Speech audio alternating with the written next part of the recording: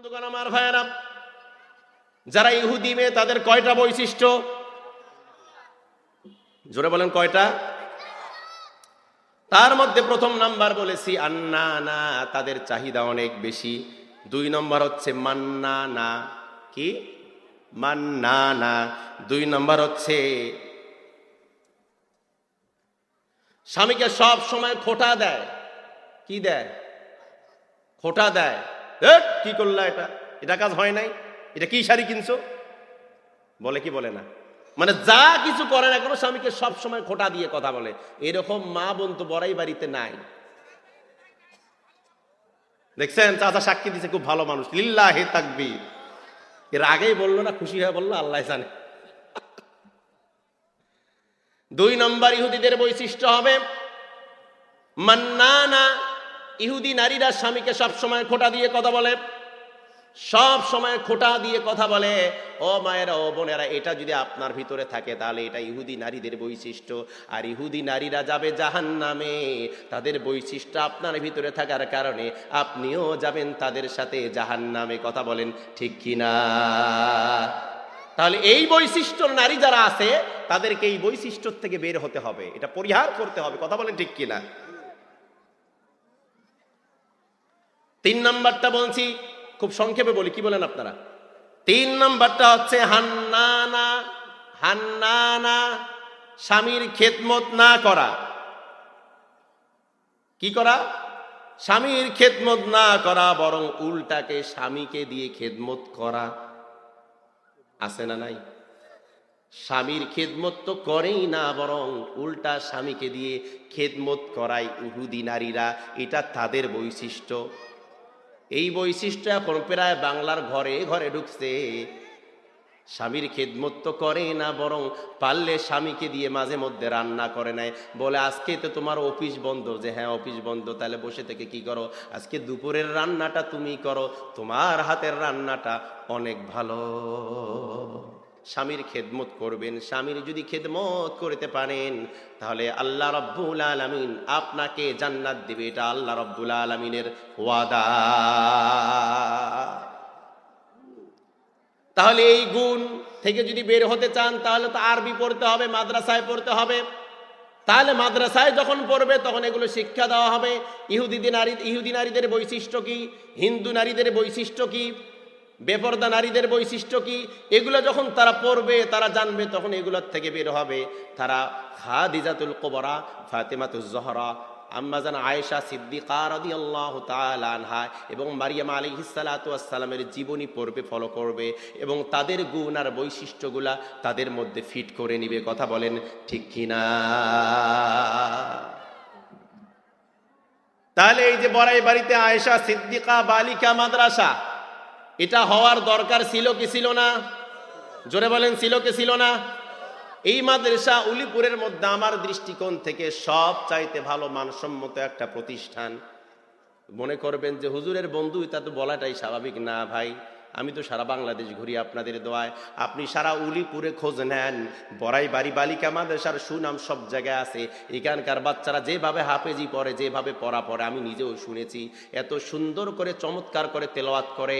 পুরুষ মানুষে যে এরকম তেলাওয়াত করে তাদেরকে ওভাবেই তেলাওয়াত শিক্ষা দেওয়া হয়। তার পাশাপাশি বাংলা, ইংরেজি, অঙ্ক এবং তার পাশে পর্দা, স্বামীর খেদমত, বাবা মার খেদমত শিক্ষা দেওয়া হয়। জোরে বলেন সুবহানাল্লাহ। আব্দুল্লাহ বিন মুবারক রহমতুল্লাহি আলাইহি জবরদস্ত একজন আলেম, একজন মুহাদ্দিস। সুবহানাল্লাহ বলেন। কষ্ট হচ্ছে আপনাদের, ছেড়ে দেব আমি? আরেকটু বলি, কি বলেন? আব্দুল্লাহ বিন মুবারক রহমতুল্লাহি আলাইহি একবার হজ করার জন্য গেলেন। হজের কাজ সমাপ্ত হয়ে গেল, বাড়ি ফিরে যাচ্ছেন। সমস্ত হাজিরা বাড়ির দিকে চলে যাচ্ছেন। আব্দুল্লাহ বিন মুবারক রহমতুল্লাহি আলাইহি তিনিও বাড়ির দিকে চলে যাবেন। হঠাৎ করে কাবার চত্বরে তাকিয়ে দেখেন একজন মানুষ চাদর মুড়ি দিয়ে শুয়ে আছে। জীবিত না মৃত, নারী না পুরুষ, কিছুই বোঝা যাচ্ছে না। আব্দুল্লাহ বিন মুবারক রহমতুল্লাহি আলাইহি চিন্তা করলেন, আহারে এই মানুষটাকে রেখে যাই কেমনে, ছেড়ে যাই কেমনে, মরা না জিন্দা, নারী না পুরুষ, কিছুই তো বোঝা যায় না। কাছাকাছি চলে গেলাম। কাছাকাছি যাওয়ার পর ওই ব্যক্তিকে লক্ষ্য করে একটা সালাম দিল, 'আসসালামু আলাইকুম ওয়া রাহমাতুল্লাহ'। সুবহানাল্লাহ বলেন। চাদরের ভিতর থেকে আওয়াজ আসলো, সালামের জবাব তো আলাইকুমুস সালাম হয়, এটা নয়। এই সালামের জবাব না দিয়ে তিনি ডাইরেক্ট কোরআন থেকে জবাব দিচ্ছে। আমি যখন আলিম ক্লাসে পড়েছি, আলিম ক্লাসে আমাদেরকে একটা কিতাব পড়ানো হয়েছে, আল মুনতাখাবুল আরবি লিল আলিম। এই ক্লাসের মধ্যে, এই বইটার মধ্যে, কিতাবটার মধ্যে এই ঘটনাটা, ঐতিহাসিক ঘটনা আমি পেয়েছি। সুবহানাল্লাহ বলেন। এই ঐতিহাসিক ঘটনাটা একটু আপনাদেরকে শোনাতে চাই, যদি আপনাদের অনুমতি পাই। রাজি আছেন সবাই? একটু হাত তুলে দেখান কারা কারা। লিল্লাহে তাকবীর। আব্দুল্লাহ বিন মুবারক রহমাতুল্লাহি আলাইহি যখন সালাম দিলেন, আসসালামু আলাইকুম ওয়া রাহমাতুল্লাহ, চাদরের ভিতর থেকে মহিলা কণ্ঠে ভেসে আসলো, সালামুন কাওলাম মির রাব্বির রহিম। ওই আল্লাহ রাব্বুল আলামিনের পক্ষ থেকে তোমার প্রতি শান্তি পতিত হোক। সুবহানাল্লাহ বলেন। আব্দুল্লাহ বিন মুবারক রহমতুল্লাহি আলাইহি বললেন, বুড়িমা বুদয় হজ করতে এসেছিলেন, হজের কাজ তো সমাপ্ত হয়েছে, সমস্ত হাজিরা বাড়ি চলে যাচ্ছে, আপনি কেন একাকিনী কাবার চত্বরে চাদর মুড়ি দিয়ে পড়ে আছেন, শুয়ে আছেন বুড়িমা? ও বুড়িমা, ব্যাপারটা কি? এবার বুড়িমা কোরআনের আর একটা আয়াত দিয়ে জবাব দিচ্ছেন, মাইয়ুদুলিলিল্লাহু ফামালাহু মিনহা। কোরআনের আয়াত দিয়ে জবাব দিচ্ছেন আল্লাহ রাব্বুল আলামিন, যাকে পথ ভ্রষ্ট করান তাকে কেউ পথ দেখাতে পারেন না। তিনি বুঝাইতে চাচ্ছেন, আমি হজ করতে এসেছিলাম, হজ করতে এসে আমি পথ হারিয়ে ফেলেছি, আমার সাথী সঙ্গীরা কে কোথায় চলে গিয়েছে আমার কোনো জানা নাই, সেজন্য কাবার চত্বরে একাকী নিয়ে আমি পড়ে আছি। আব্দুল্লাহ বিন মুবারক রহমতুল্লাহি আলাইহি বললেন, বুড়িমা কয়দিন যাবত আপনি এভাবে পড়ে আছেন?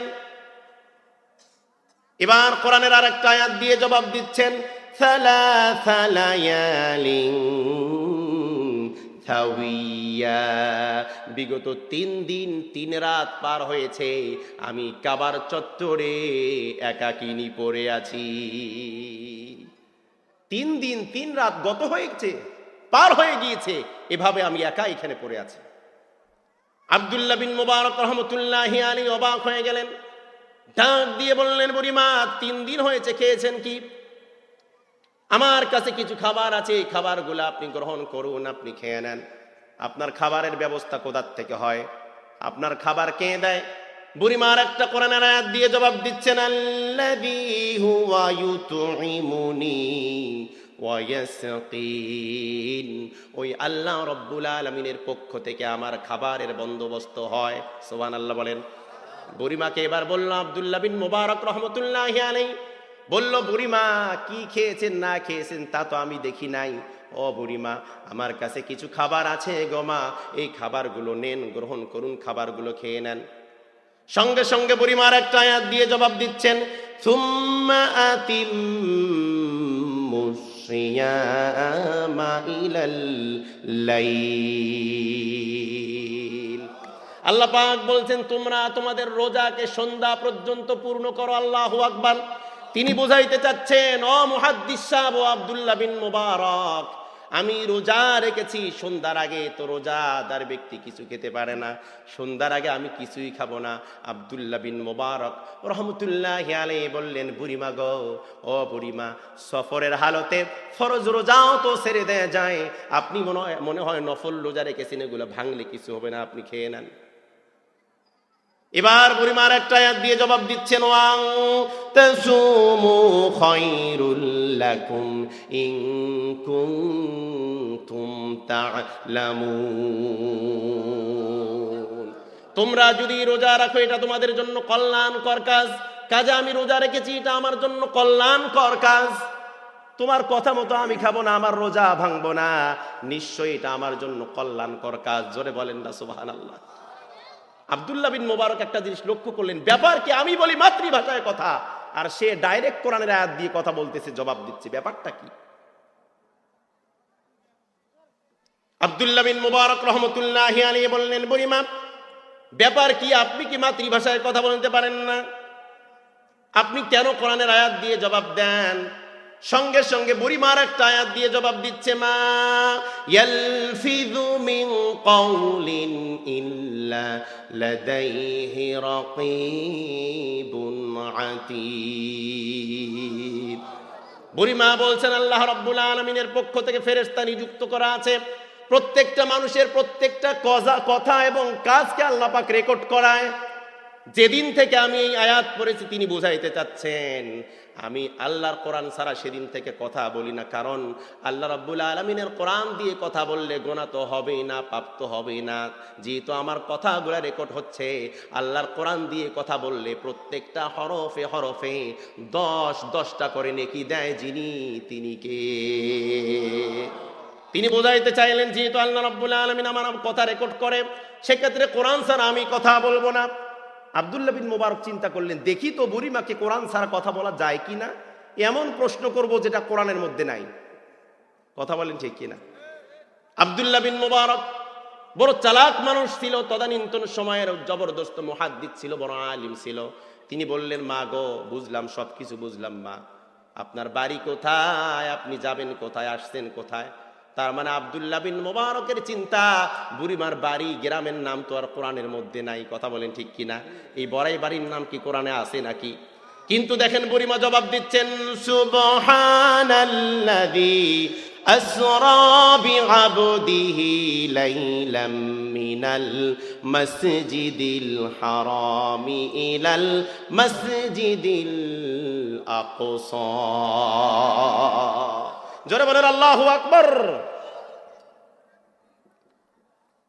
কষ্ট হচ্ছে আপনাদের? আব্দুল্লাহ বিন মুবারক রহমতুল্লাহি আলাইহি যখন বাড়ির কথা জিজ্ঞেস করলেন, তখন তিনি জবাব দিচ্ছেন, সুবহানাল্লাযী আসরা বিআবদিহি লাইলাম মিনাল মাসজিদিল হারামি ইলাল মাসজিদিল আকসা। মসজিদে আকসার পাশে আমার বাড়ি, আর হজ করার জন্য আসছি বাইতুল্লাহে। আল্লাহু আকবার বলেন। কি মজার ঘটনা, কি মজা লাগতেছে না? আল্লামা সাইদি এই ঘটনাটা অনেক সুন্দর করে বলে। কথা বলেন ঠিক কিনা? এবার আব্দুল্লাহ বিন মুবারক রহমতুল্লাহি আলাইহি চিন্তা করলেন, আহারে, এত বড় বিচক্ষণ হাফেজ কোরআন একজন বুড়িমা, কোরআন ছাড়া কথাই বলে না, এই রকম বুড়িমাকে কেমনে ফেলে যাওয়া যায়? আল্লাহর কাছে জবাব দিতে হবে, একটু তার খেদমত করা দরকার। বুড়িমাকে ডাক দিয়ে বলল, মা গো, ও বুড়িমা, আপনার সাথী সঙ্গীরা সবাই তো চলে গিয়েছে, আমার কাছে একটা উট আছে, আপনি যদি চান তো উটের পিঠে উঠে বসেন, আমি আপনার বাড়ি পর্যন্ত পৌঁছায় দেব। সুবহানাল্লাহ বলেন। বুড়িমা সম্মতি দিল। ওয়া আন তাফআলু মিন খায়রিন ইয়ালামুহুল্লাহ, আর একটা আয়াত দিয়ে সম্মতি পোষণ করলো, এটা যদি করো তাহলে এটা তো তোমার জন্য কল্যাণকর কাজ, সওয়াবের কাজ। বুড়িমা রেডি হয়ে গেল, রাজি হয়ে গেল, উটটাকে বসায় দেওয়া হলো। বুড়িমা যখন উটের পিঠে উঠবে, আব্দুল্লাহ বিন মুবারক বুড়ির দিকে চেয়ে আছেন। বুড়িমা আর একটা আয়াত দিয়ে সতর্কবাণী শোনায় দিচ্ছেন, কুল্লিল মুমিনিনা ইয়াগুদ্দু মিন আবসারিহিম। ওহে নবী, আপনি আমার বান্দাদেরকে বলে দেন তারা যাতে তাদের চক্ষুকে পরনারীর থেকে হেফাজত করে। এই কথা বলে বুড়িমা বুঝাইতে চাচ্ছেন, আব্দুল্লাহ বিন মুবারক মুহাদ্দিস সাহেব, তুমি তোমার দৃষ্টিটা একটু অবনত করো, মাটির নিচে দাও, আমি উটের পিঠে উঠি, আমি বুড়ি মানুষ, উটটা তো একটু উঁচা, আমার পর্দার বেখেলাফ হতে পারে, খেলাফ হতে পারে, পর্দা লঙ্ঘন হতে পারে, তুমি তোমার দৃষ্টি নত করো। আব্দুল্লাহ বিন মুবারক একটু লজ্জা পাইলেন, দৃষ্টি নত করলেন এবং বুড়িমার সঙ্গে সঙ্গে উটের পিঠে উঠে বসলেন। জোরে বলেন আল্লাহু আকবার। এবার লাগাম ধরে ধরে যাচ্ছেন বুড়ির বাড়ির দিকে, বাইতুল মুকাদ্দাসের দিকে যাচ্ছেন। পথের মধ্যে গিয়ে জিজ্ঞেস করলেন, ও বুড়িমা, আপনার কি ছেলে মেয়ে কি নাই, আপনার কি সন্তানাদি কি নাই? বুড়িমা কোরআনের আর একটা আয়াত দিয়ে জবাব দিচ্ছেন, আল মালু ওয়াল বানুনা জিনাতুল হায়াতুদ দুনিয়া। দুনিয়ার সম্পদ, মাল এবং সন্তান সন্ততি, এগুলো আল্লাহ রাব্বুল আলামিনের পক্ষ থেকে নিয়ামত। সুবহানাল্লাহ বলেন। এই নিয়ামত থেকে আল্লাহ পাক আমাকে বঞ্চিত করেন নাই, আমারও সন্তানাদি আছে। আব্দুল্লাহ বিন মুবারক ধরে বসলেন, মা গো, যদি সন্তান থাকে তাহলে তাদের নামটা কি? কারণ তার চিন্তা, সন্তানদের নাম তো কোরআনের মধ্যে নাই। কথা বলেন। সঙ্গে সঙ্গে বুড়িমা যথাক্রমে 3টা আয়াত বলে জবাব দিচ্ছেন, ইয়া ইয়াহইয়া খুযিল কিতাবা বিকুওয়া ওয়া কাল্লামাল্লাহু মূসা তাকলীমা ওয়াত্তাখাযাল্লাহু ইব্রাহিমা খলীলা। বুড়িমা যথাক্রমে 3টা আয়াত পাঠ করে জবাব দিলেন, আমার 3টা ছেলে বাচ্চা, একটার নাম মূসা, একটার নাম ইয়াহইয়া, আর একটার নাম ইব্রাহিম। জোরে বলেন আল্লাহু আকবার। আরে আমার ছেলে মেয়ে এগুলার কি নাম রাখি, অথচ কোরআনের মধ্যে কত সুন্দর নাম আছে, সাহাবাদের নাম, নবীদের নাম, কত ভালো ভালো নাম থাকতে আমরা ওগুলো রাখি না, নায়ক নায়িকা গায়ক গায়িকার নাম রাখি। কথা বলেন ঠিক কিনা? বুড়িমা বাড়ি পর্যন্ত চলে গেল। বাড়ি পর্যন্ত যাওয়ার পর বুড়িমার সন্তানেরা ঘর থেকে বের হলো। ঘর থেকে বের হওয়ার পর কিছু টাকা করি ব্যাগ থেকে বের করলো। ব্যাগ থেকে বের করার পর সন্তানদের হাতের মধ্যে দিল। হাতের মধ্যে দিয়ে আর একটা আয়াত বলে সন্তানদেরকে বলল, তোমরা যাও যাও যাও বাজারের মধ্যে যাও, বাজারের মধ্যে গিয়ে কিছু হালাল খাদ্য সামগ্রী তোমরা কিনে নিয়ে আসো, ক্রয় করে নিয়ে আসো। খাদ্য নিয়ে আসা হলো। খাদ্য নিয়ে আসার পর বুড়িমা খাবার রেডি করে আব্দুল্লাহ বিন মুবারক রহমতুল্লাহি আলাইহিকে বলছেন, কুলু ওয়াশরাবু হানিআম বিমা আসলাফতুম ফিল আইয়ামিল খালিয়া। ও আব্দুল্লাহ বিন মুবারক, বিগত 3 দিন কষ্ট করে আমাকে নিয়ে আসছো, এই খাবারগুলো আপনি খান এবং পান করেন। খাবারগুলো খেয়ে আপনি চলে যান। বুড়িমা চলে গেল। আব্দুল্লাহ বিন মুবারক খাবার শেষ করে বাড়ির ভিতর থেকে বের হলো। বের হওয়ার পর সন্তানদেরকে ডাক দিয়ে বলল, বুড়ির বেটারা আমার কাছে আসো। কাছে আসা হলো আর ডাক দিয়ে বলল, তোমার মায়ের সাথে বহুত চেষ্টা করেছি মাতৃভাষায় কথা বলার, একটা বারের জন্য মাতৃভাষায় কথা বলেন নাই। আসলে কি আমার সাথেই কোরআন দিয়ে কথা বলছে, না তোমাদের সাথেও কোরআন দিয়ে কথা বলে? সুবহানাল্লাহ বলেন। 3 জন সন্তান সাক্ষ্য দিলেন, শুধু আপনার সাথে নয়, আমাদের মা আমাদের সাথেও কোরআন দিয়ে কথা বলে। কতদিন পর্যন্ত কথা বলেন? 3 জন সন্তান জবাব দিল, আমাদের বয়স হয়েছে, বুঝ হয়েছে, বুঝ হওয়ার পরে পর্যন্ত আমরা হিসাব করেছি, আমাদের মা বিগত 40 বছর থেকে কোরআন ছাড়া অন্য কোনো কথা বলেন নাই। জোরে বলেন আল্লাহু আকবার। একজন মা কেমনি 40টা বছর ধরে কোরআন ছাড়া কথা বলেন না?